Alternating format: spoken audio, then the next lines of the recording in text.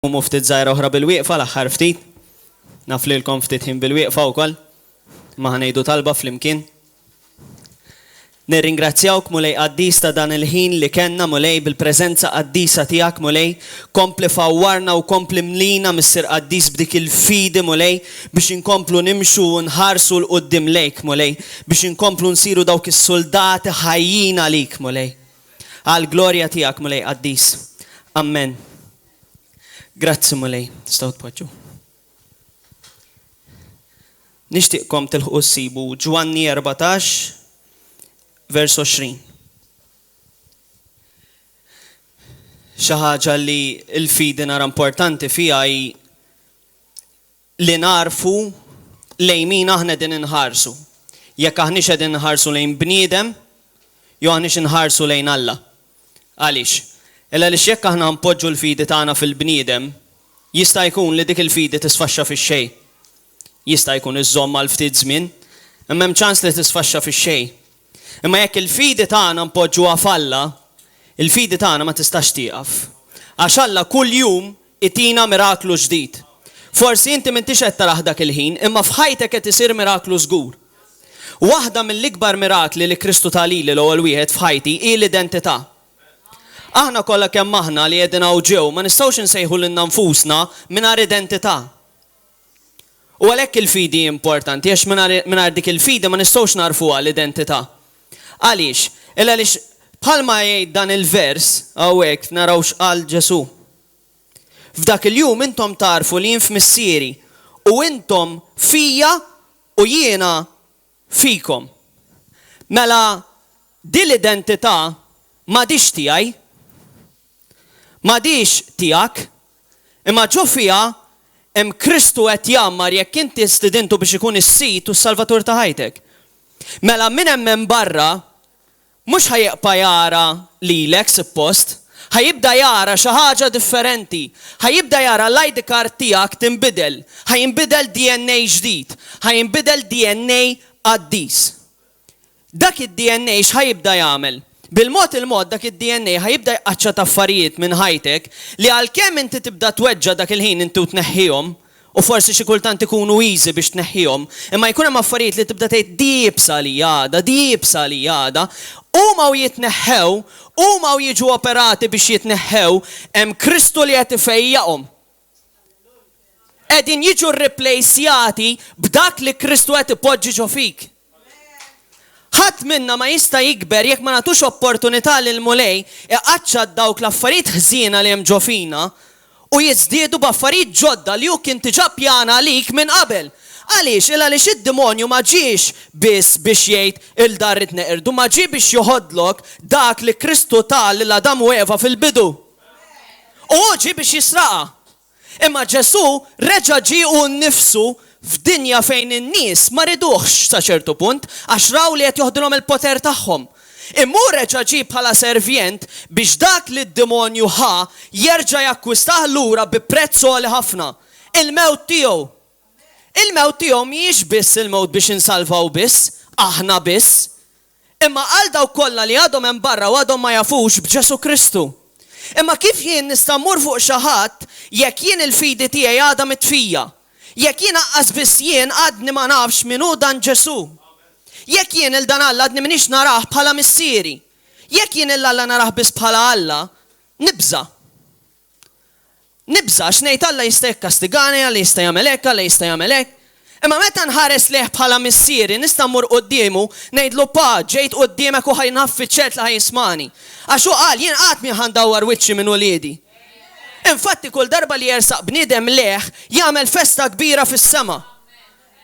Jiġifieri hemm fuq tiġi hemm festa għaddej jaħseb wara la nerġa' jirritorna mmorru ħdejh, halleluja. Jiġifieri d-demonju mhux tab xejn jinketta. Id-demonju mhux tab xejn qatt maħruq. Ma jiġix jipprova jeqirdek għax ġast inti ġejt River of Love tajt ħajtek il-mulej u issa daqshekk ta'. Għax kull darba li inti miexi x'imkien, dan mhux qed jara lilek. Dat jara l-Ġesu fik. In-nies li hemm barra x'in jiġu ma' ġembek jgħidulek ismet nara xi ħaġa differenti fik x'inhi. Qed nara xi ħaġa li lili qed tattirani biex insaqsik domandi li laqas biss jiġuni f'moħħi s-soltu. X'inhu ma da domandi? U inti għandek l-opportunità li jekk inti taf l-identità tiegħek fi Kristu, ma tibżax ix-xandar il-Kristu. Ejjew naraw Pietru kif kien. Pietru kien bniedem illi ara fil-Ġesu u minnu. Arfu għax qallu int liben talla l-ħaj. Fil-ġnien meta marru għalih is-soldati Pietru, naraw li kellu l-kuraġġ għaliex għax iddefendih il-Ġesu. Ma beżax jiddefendih il-Ġesu.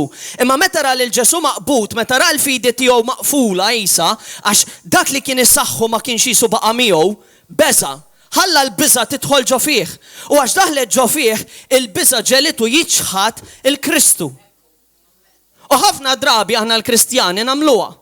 Inħallu l-biża tidħol fina u fil-moment li aħna suppost qed inxandru l-Kristu nibżaw. U l-identità tagħna taqa' fih, mhux tagħna fih, importanti, tagħna fih, nerġa' ngħidha. Illa għaliex jien waħdi ma nista' nagħmel xejn fejn dak li l-mulej jagħmel kuljum. Għalfejn jien għandi nibża jekk jiena l-mulej qalli li jien ħaj nitkellem minn fommok. Għalfejn għandi nibża ngħid bniedem dak li nkun qed inħoss li qed nara minnu għaddej.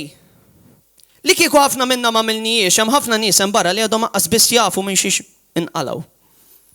Imma il-mulej jużana biex immorru fuqhom u nagħtuhom dak li rċivejna u ġew bl-mod li jifmuh u jirċivuh, għax il-mulej jaf moħħhom u qalbhom. Jaf il-bżonnijiet tagħhom bħala l-missier tagħhom. Pietru ma beżax meta rad dak is-soldati kollha ġejjin mara qatalu widnejh, ma beżax. Kellu l-kuraġġ għax rid jiddefendi l-sidu. Mbagħad aħna l-Kristjani xi kultant x'in ikun hemm il-mument li niddefendu l-sidna noqogħdu lura. Imma mbagħad il-mulej qallu tiġġielix bis-sejf għax bis-sejf tmut. Jiġifieri jekk daw qegħdin jajruh il-Kristu, aħna l dawn ma nistgħux ngħiruhom, aħna għandna nurhom l-imħabba. Bħalma Kristu għamel, kien jaf li dak is-soldat jista' jkun dak is-soldat li ħajsawtu. Seta kien dak is-soldat li jagħtih il-musmar. Imma Kristu xorta mar fuqu u bl-imħabba reġa' poġġielu l-widna posta. Fih dak is-soldat ra l-imħabba. Imma x'kellu awtorità fuqu besa u żamlura. Naraw umilzjoni naħa ta' soldat li obda għax u seta dar kontrihom ukoll. Għax jien li kieku bniedem jgħin nipprova ngħin lilu wkoll. Ħaġa naturali tiġi fil-bniedem li jekk bniedem għenu ħajnu imma baqa' iħares il-qoddim biex iwettaq dak li ġie kmandat biex jagħmel. U aħna l-Kristjani kultant niġu kmandati affarijiet żgħar mill-mulej u noqogħdu lura milli nwettquhom. U għax noqogħdu lura ħafna nies jispiċċaw l-infern. Għax jista' jkun li inti tkun imqabbad biex tkellem dak il-persuna u jista' jkun dak il-persuna l-aħħar ċans li kellu kont int. Mela l-fidi tagħna ma tistax tiqpa' ġas ġol knisja d-dar fil-kamra tiegħek tkun fejn tkun. Trid tkun kull imkien f'kull post l-aħwa. Ħanati żewġ testimonjanzi, waħda minnhom hija fuq ix-xogħol tiegħi stess għaliex jiena bdejt waħdi Kristjan fuq ix-xogħol tiegħi. U ma kelli l-ħat miegħi u kont nispiċċa il-laqqat mingħand l-oħrajn għaliex kont neqpa' nuri l-identità ta' Kristu. Avolju ma kienu jippruvaw iġibuha fix-xejn dejjem kont neqpa' nurihom li l-kelma għandha raġun. Mhux huma, il-kelma għandha raġun. Il-mulej kien wedni li ħajibgħat li nies miegħi biex jgħinuni. Illum il-ġurnata fuq ix-xogħol qegħdin 5. Nattendu hawnhekk. U grazzi mulej fuq ix-xogħol isir evangelizm u jsir anki praise and worship għaddej ġol-ħanut waqt li qed infaħru l-mulej. Il-fidi kellha tkun li neqgħu sodi fl-imkien sakemm nofs il-ħaddiema kellhom ibaxxu rashom u jisimgħu il-kelma tal-mulej. U kollha minn hawn jew minn hemm huma ħajrin biex jiġu hawn. Avolja forsi jarawna li qegħdin brainwash imma aħna dejjem qegħdinhom aħna kuntenti brainwash kif qegħdin milli kif konna. Mela huma qegħdin jaraw identità ġdida tikber fina, qegħdin jaraw xi ħaġa differenti fina f'kull wieħed waħda minnha. U l-istess intom aħwa, intom l-identità tagħkom ħallu lilkom warajkom u ħallu lil Ġesu qudiemkom. Biex dak li Ġesu jrid jagħmel permezz tagħkom ma jiqafx. U dan kollu jsir bismih tal-kelma, x'il-kelma stess tgħid li l-fidi tikber bismih tal-kelma. Mela aħna ma niġux hawn biss biex noqogħdu bil-qiegħda u ngħidu wara mort is-sibt li ġejtaw biex il-fidi tiegħi tissaħħaħ u tikber. U b'dak li kibret bis-saħħa ta' Kristu fija nkunu nistgħu nagħmlu dak li qalinnu. Intom ħad tagħmlu dak li għamilt jien u iktar u akbar. Forsi mhux ħanaslu mas-salib veru għax dak Kristu biss felaħ għalih. Imma triq id-dejqa rridu ngħadduha Kristu għajtinna soldati. Għal soldati jinqat ma rajt soldati ċedi, jekk għandu għajm irid jitlaq għalija. Dak is-soldat li talaq lura l-maġġoranza spiċċa mejjed. Għax jew joqtluh sabu stess, jew joqtluh l-oħrajn. Imma s-soldat li jibqa' jħares il-qoddim, dak li jmur għall-battalja sal-aħħar, il-maġġoranza jerbaħa. U malli jerbaħa jiġi premjat. Fil-kastana differenti. Il-premju jgħat għanna. Kemm niġru l-ġirja sal-aħħar jgħod. U ma nistawx niġġildu waħedna ta'. Il-fidi tagħna turina li ma nistawx aħna niġruha waħedna. Irridu niġruha biss ma' Kristu. Għax Kristu qal jien hu s-sit u s-salvatur tiegħek. Ejjew għandi intom li tinsabu mħabtin u jien inserraħkom. Ħallu dak kollu li għamel Ġesu jisfaxxa fix-xejn, jiġi zero, ma nistawx nħalluh jiġi zero. Ma nistawx aħna nħallu il-mewt tas-salib tkun xejn. Imma rridu nuru li dak li Ġesu għamel fuq is-salib għadu jozza llum. Biex, jekk aħna ħriġna fuq barra, ejjew nuru t-testimonjanza tagħna, ejjew nitolbu man-nies, ejjew inxandruh ma nibżawx. Ejjew nitolbu fil-pubbliku m'għandniex għalfejn niddejqu. Nies ma jiddejqux jidgħu balla fil-pubbliku. U għax twaqqafhom jgħidulek int miġnun u l dak li qed tħallih jidaj mela mhux miġnun. U għal ġieħna qudiem it-tfal. Fejn qed iweġġawhom xorta x'daw it-tfal jafu li qegħdin jidgħu. U mhux hekk tisma' tfal u mbagħad jitkellmu bħalhom u jgħidlek le ma tistax twaqqafniex il-mami jekk tgħid. Jew id-daddy jekk jgħid. Imma responsabbiltà qiegħda fuqhom. U anke aħna għandna responsabbiltà ikbar minn tagħhom. Għax għandna li suppost konna hemmhekk biex inkunu xhieda, forsi qadna lura u nħbejna. Testimonjanza oħra li meta morna l-fgura, konna morna l-grupp taż-żgħażagħ, konna morna nitolbu hemmhekk. Waqt li bdejna nitolbu, ġew ġejjin żgħażagħ jittawlu jaraw x'aħna nagħmlu. U dak il-ħin jien l-ewwel wieħed ħassejtni jiebes biex immur fuq bniedem li rajtu hemmhekk ħares lejna. U għetlu ma nistax inħalli il-fidi tiegħi tiddajjef dan kollu għax qed nara bniedem ħares lejja minflok immuru nxanda l-ismek. Għamilt kuraġġ, tlabt il-mulej biex jitkellem minn fommi u tlaqt. U mnalla ġarek. Illa li bħali għamlu aħwa oħra, nsem il-Fabjena xi tfajla tiegħi biex ma nitkellmx fuq ħadd ieħor forsi ma jkunx irid.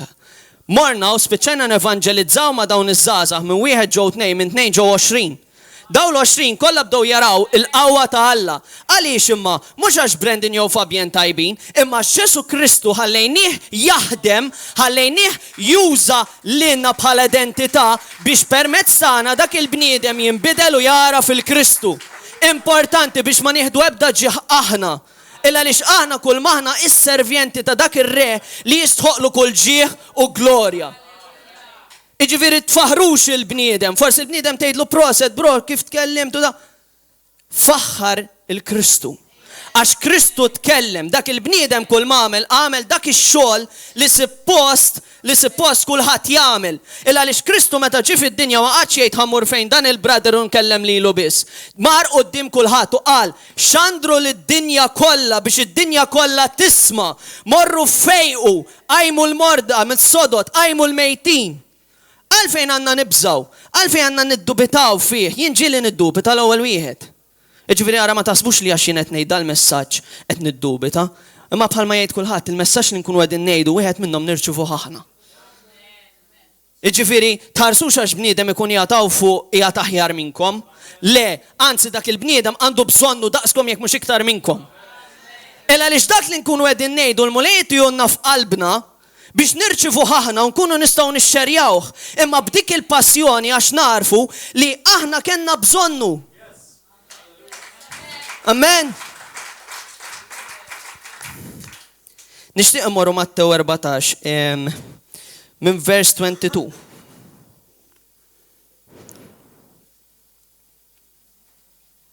U hawnhekk ħanaraw il-Pietru li żams fil-fidi tiegħu fil-bidu x'ingħajjatlu Ġesu biex jimxi fuq l-ilma. Għamel kuraġġ kbir imma fhem minnhom ċeda. Imma ħanaraw x'għamel Ġesu. Kif Ġesu jagħmel magħna wkoll meta aħna xi kultant inkunu mixjin f'dik il-fidi u xi kultant inċedu. Mela. Minn vers 22. 23, ħanużaw minn 23. Mela.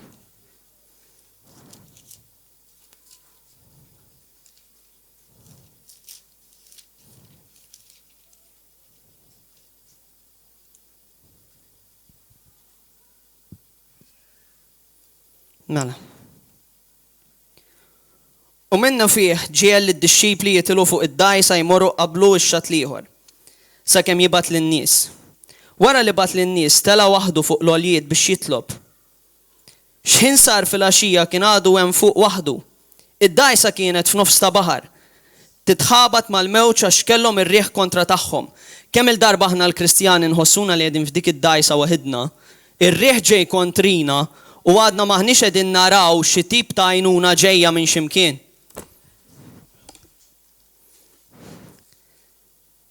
Ir-raba sar tal-lejl mar lejn in-naħa tagħhom miexi fuq il-baħar. U marawh miexi fuq il-baħar u twerru. Dan xi fantażma. Ħafna drabi aħna naraw il-barka ġejja u nibżgħu.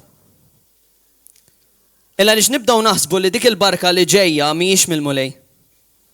U ma nkunux lesti nirċifuha. Għax di ħaġa oħra importanti fil-fidi tagħna, illi dak li tina l-mulej nkunu lesti li nirċivuh. Illa għaliex ġieli ngħidu għax minix nara mirakli f'ħajti. Qiegħed lest tirċivihom.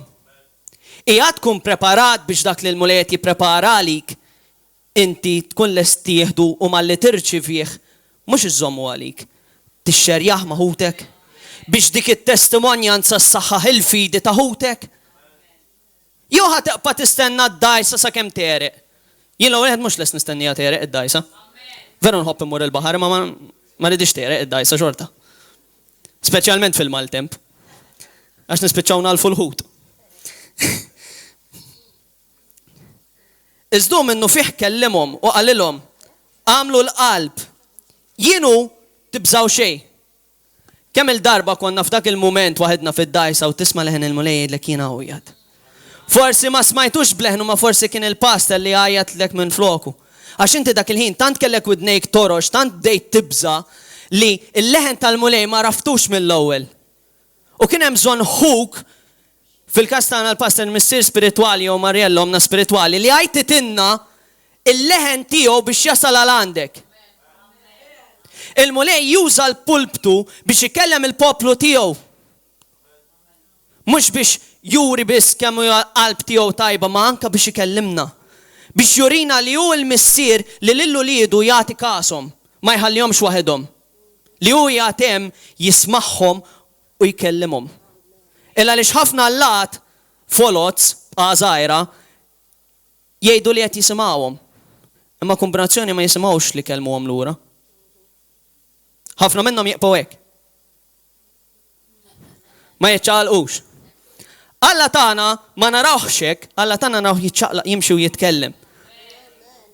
Illa għaliex meta tkun qiegħed wieqaf u tara bniedem qed ifieq qed tara li l-missier qed jaqbadlu jdejh u jqajmu minn mal-art u jimxi u jkompli għaddej. Hemmhekk, amen. Huwa ħaj. Wieġeb Pietru qallu, mulej jekk huwa int, ordna li niġi ħdejk fuq l-ilma. Kemm il-darba saqsejn iħdi d-domanda l-mulej? Jekk din hija minnek mulej, orini sinjal. Jien l-ewwel wieħed għamilta. Kemm il-darba għamilta? Jekk din minnek mulej, orini sinjal. Flok yes u amen. Imma li kieku jien fl-identità tiegħi dik il-fida ħallija tola biżejjed, nista' nkun kapaċi li nasal ngħidlu iva u amen. Għax Ġesu hekk għalinna nkunu kapaċi nisimgħu leħnu u nagħmlu dak li jgħidilna hu. Bħal meta wara li tela s-sema l-apostli kellhom il-kuraġġ li marru komplew ixxandruha volja kienu jafu li ħajoqtluhom. L-ewwel darba ma felħux joħorġu ġewwa minn ġewwa x'beżgħu u kellhom ir-raġun jibżgħu. Illa li fin-natural tibża meta taf li hemm barra hemm kulħadd kontrik. Imma meta tela s-sema u qallhom jien nibatilkom il-xaħat magħkom għall-Ispirtu Santu li ħajproteġikom u jtikom dak li għandkom bżonn. Hemmhekk huma ftakru li hu qiegħed magħhom u jgħixu fihom. Għax hu għedhom li ma jitlaqhom qatt. U qal li l-kelma tiegħu ma tispiċċa qatt. U kif tista' tispiċċa l-kelma tiegħu jekk aħna neqgħu nkabru l-fidi fina? U nkomplu nxandruha u nxandruha u nxandruha. Il-kelma tgħid li anke l-blat ifaħħar il-mulej jekk ma nfaħħruhx aħna. Jiġifieri żgur 100% il-kelma tiegħu ma tista' tieqaf qatt.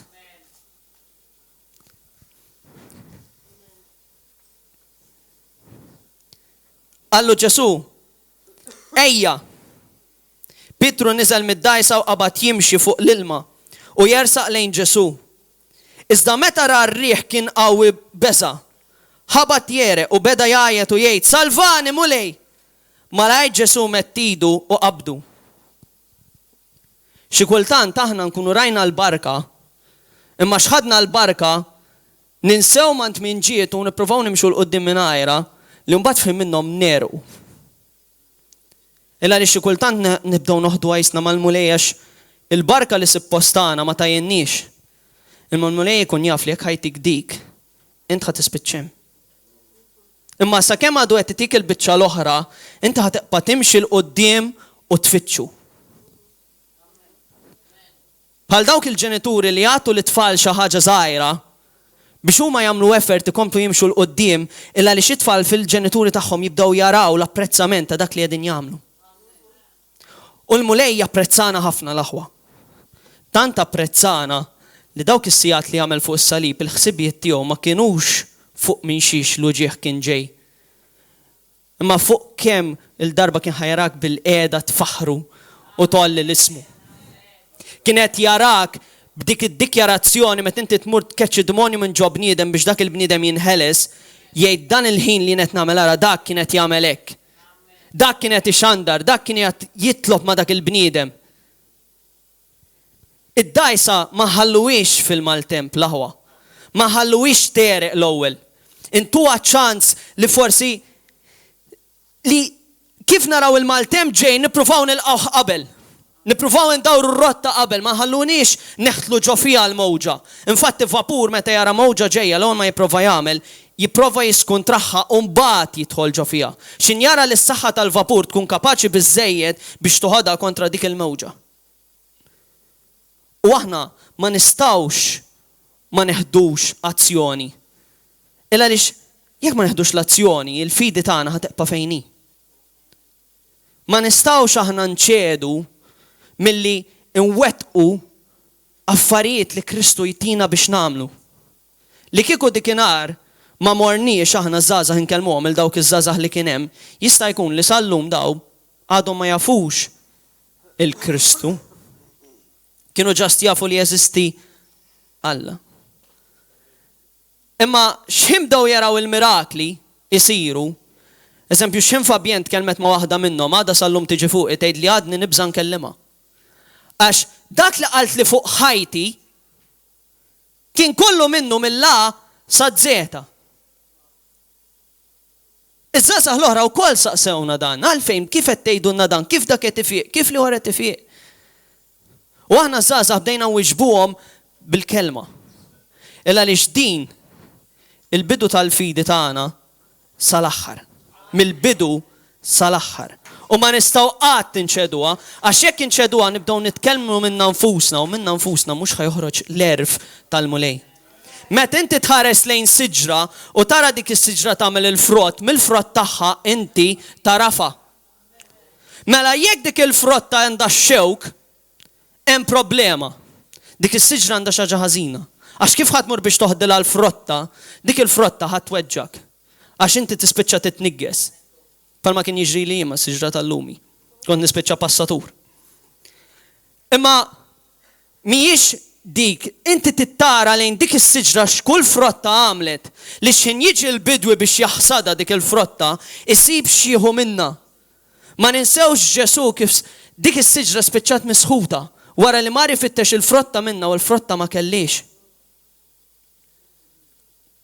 Imma meta inti bħala bniedem tagħti il-frott, turi il-kapaċità fil-mulej li hu jtik biex inti l-fidi s-saħħaha u l-ħaddieħor is-saħħu miegħek, il-frotta tiegħek tisbieħ quddiem il-mulej. Illa għaliex il-mulej jtik il-vitamini li għandek bżonn biex inti bħala siġra dejjem titla u iktar ma titla iktar tifjorixxi u toħroġ il-frott. Bħalma l-ġenituri jieħdu pjaċir b'uliedhom jarawhom jieħdu dak il-frott minn li għaddu huma biex huma ma jgħaddux minnu, il-qalb tagħhom tisbiħa l-uliedhom. Għax jaraw fihom dik xi ħaġa li qabel inti kont tagħmel ħażina ibnek mhux qed jagħmilha. U aħna li aħna nafu li hemm barra hemm bżonn dik l-għajnuna. Għax għajnuna għandhom bżonn daw mhux għax għandhom xi ħaġa inqas minna fil-verità bħala bnedmin, imma għax ir-reliġjon għamihom. Id-demonju irnexxielu jpoġġi quddiem għajnejhom mantaru maskla li huma xi kultant dik il-maskla jibdew jużawha biex min għalihom mhux igidbu lilek imma biex iżommu lura milli jċedu il-jien. Illa li jiena hekk ġejt mgħallem. Imma bejn li ġejt mgħallem u li hemm miktub hemm differenza. Illa li dak li hemm miktub hemm il-ħajja fih. Hemm il-ħajja fih. Imma dak li ġejt mgħallem jista' jkun li hemm biċċa mill-verità, imma bħalma nafu l-verità jew kollha jew xejn. Jekk ħanieħu biċċa biex noqgħod nieħu biċċa, immur ġobar forsi jtini appetizers jekk tixba bihom. Imma aħna hekk ma niġux għall-appetizers, aħna niġu għall-ikla. Illa għaliex il-mulej preparanna mejda fejn kollha u din hija l-mejda tal-mulej hija ċara. Preparanna mejda tant abbundanti li ma tispiċċa qatt. U għalinna li meta nkunu ħdeħ neqgħu niklu minna dik il-mejda. Mela jekk aħna għandna tant tal-abbundanti u aħna ħanixbaw minn dak li għandna, għalfejn aħna ħaneqgħu mingħajr dik il-fidi li mmorru hemm barra u ntuha lil ħaddieħor. Mhux ħajispiċċa għalik, tħabbilx rasek, tihom il-ħutek, tihom. Iktar minn tħaddihom, iktar ġejlejk. Mela tihom ħatirċievi. Ħalli huma iktar ma jirċievu, iktar jagħtu, iktar naraw id-dawl tal-mulej joħroġ hemm barra. Illa għaliex hemm barra midlam imma aħna bozza. Issa hekk il-bozza għandha power station u l-power station hija mifquha bid-dawl. L-ewwel ħaġa li ħajamlu jippruvaw jixelu sal-inqas rokna li teżisti. U aħna hekk aħna dik il-bozza li qed immorru fit-truf u nixaluha. Biex fl-aħħar tidher dik il-fjamma waħda taqbad li tirrappreżenta il-ġisem ta' Kristu. Illa għaliex il-Knisja diki il-ġisem ta' Kristu. U minnu parti minna di. Mela hekk għandna parti minna ma ninsawx Efesin 6 u nilbsu l-armatura. Biex id-demonju xi ħares lejk mhux jgħid, ara ġejda miskin. Kemm indawru dawra durella u lest. Jgħid għandi trabilaw. It-tron tiegħi qed jiteżżes għax da fl-armatura tiegħu hemm xi ħaġa importanti, hemm miktuba l-fidi. Hemm miktuba il-kelma li Ġesu ċanfru biha. Ma ninsewx fil-deżert Ġesu ċanfru bil-kelma. Iktar minn darba ċanfru bil-kelma u kull darba li uża nies li pruvaw iċanfruh il-Ġesu dejjem għallhom għax hemm miktub. Mela dil kelma id-demonju s-siktu. Mela nużawa di. Nużawa għaliex il-fidi tagħna tkompli tikber u tgħidlek bismiħ tagħha. Mela kull darba li inti tara d-demonju jmil, inti il-fidi tiegħek qed tikber. Għaliex? Illa għaliex id-demonju qed iċedi. Mela hekk id-demonju qed iċedi, Alla jgħat miegħek. Bil-fors, għax xi waħda ma nistax nagħmlu jmil. Imma bis-saħħa ta' Kristu li d-demonju nista' nġibu taħt saqajja x'Kristu hekk qalli. Fuq is-salib Ġesu għax ħafna jgħidulek imma dak mhux fl-aħħar ta' ħajtu qiegħed issa ħmur nitlob għalih. Ġesu fuq is-salib ma qallux hekk il-ħallel it-tajjeb. Ma qallux isma' xbin jien moġuħ u m'għandix aptitek. Se tagħmilha? Seta. Imma le. Kristu fuq is-salib baqa' jaħseb li inti sal-aħħar sekonda għadek fiċ-ċans tagħti ħajtek il-Ġesu. Imma kif bil-fidi? Jekk il-fidi mhux ħadd tkun hemm, ma tistax. U l-għol ma tittiġi il-fidi minn dawk li jirċievu. Għax dawk li ma rċevewx. Il-lampada batuta għadet it-tebteb. U tagħna t-tixal jisa searchlight. U jibda jgħidlek tini naqa. Tieħ il-min qed jitolbok. Tieħ u rieħ. Tal-leħx jiddispjaċik. Wara għax tiskopli li forsi miet. U int kellek iċ-ċans ittielu dik u ma tajtilux. Aħtafa l-okkażjoni. Palma kien jagħmel Ġesu, kull min kien imissu biżgur ma jitlef il-ħadd kien ifiq. Biżgur ma jimmissja lil ħadd. Alla ħares kitibhom kollha u l-mirakli tiegħu. Għax kieku naħseb tip wiesa daqshekk. Id-demonju għax l-identità tiegħu Kristu dejjem żamma, dejjem qallhom għax jiena u id-demonji li kien ikun hemm fin-nies kienu jarfuh u kienu jibżaw. U kienu joħorġu u jgħidulhom bedni minnek. Għax kienu jafu li dan kien liben Alla l-ħaj. Bekk kien jibża. Bekk meta aħna ġili nirfsu ċertu postijiet, in-nies li morru biex nitkellmu magħhom ma jkunux iridu jiġu. Għax jekk fik hemm l-identità ta' Kristu, kif inti rfist l-adba, dawk ħassewa u jridu jitbedu minnek. Għax jafu li jekk int ħad titkellem magħhom, il-ħelsien ġej, mhux int bis-saħħa ta' Kristu. Il-ħelsien tagħhom ġej. U bekk id-demonju jibża. Għax ma jridx jitlef aktar nies milli joħodhom l-infern, imma huwa miskin għax ma jafx li Kristu huwa renjanti fuqu. U dawk in-nies ħanixbruhom u bekk hawn ġew ħajkollu bżonn jikber. Għax il-fjamma tagħna mhux ħaħallu hawn ġew, il-fjamma tagħna ħanoħorġu hemm barra, il-vidi tagħna mhux ħateqpaw ġew imma ħatoħroġ hemm barra. Allura dawk in-nies li hemm barra jridu jiġu fejn ħajqogħdu bil-qiegħda mela ħamru f'post ikbar u f'isem Ġesu Kristu huwa tagħna. U ħajerġa' jkollna jħor ikbar minnu. Għax ma jesanix laqqas, grazzi mulej. Għax importanti li ma jesanix laqqas liħor. Ekku hekk jien dattini wieħed li rajt, nkun rajt raba wieħed ukoll. Grazzi mulej. Ejjew nissaħħu l-aħwa, ejjew neqgħu sodi fil-fidi tagħna u mal-kelma tal-mulej. Li neqgħu nemnu li jekk inti waqajt kaxkart lesti bħal m'għamel Pietru hu ideħ. Iġri għal dik li hu tefalek. Toqgħodx tgħid għax żbaljajt ħafna jien, le Kristu ma qallex kemm il-darba żbaljajt, imma kemm il-darba inti lest li tqum. U mingħajr dik l-identità fih, mhux ħadd induna kemm il-darba inti tista' tqum f'Ġesu. Għalhekk l-identità u l-fidi huma importanti. Illa għaliex jekk il-bniedem jitlef l-identità tiegħu jispiċċa jgħid f'nofs ta' baħar ma jafx fejn hu sejjer. Imma jekk l-identità tiegħu jkun jafa, kulħadd jara fu x'inhu. U sfortunatament l-identità tal-Kristjan il-bnedmin l-oħra jpoġġuha kera. Palma provaw ipinġu lil Kristu ikraħ. Għax kombinazzjoni l-reliġjonijiet oħra ħadd ma jipprova jippersegwithom, ħadd ma jipprova jattakkhom. Għaliex qed jattakka lil Kristjan? Illa għaliex fejn m'hemmx Alla nafu minn hemm. U dak li huwa kontra Alla ħajprova jwettaq affarijiet kontrih, imma hemm l-anġli tal-mulej jipproteġu l dawk in-nies. Bħalma hija proteġuta din il-Knisja bl-anġli madwarna ħin kollu jduru. Jipproteġu kull wieħed u waħda minna minn x'in neħtlu sa x'in noħorġu sakemm immorru d-dar u nerġgħu niġu. Qegħdin magħna u jien xhieda ta' dan. Għax mhux darba jew tnejn li kelli każijiet fejn kont ħammut. Waħda minnhom ħanejda kont qiegħed bejn żewġ lifters, il-lifters qed jirriversjaw hemm ħadd fil-bitħa u semgħu il xi ħadd jgħajjad qiegħed.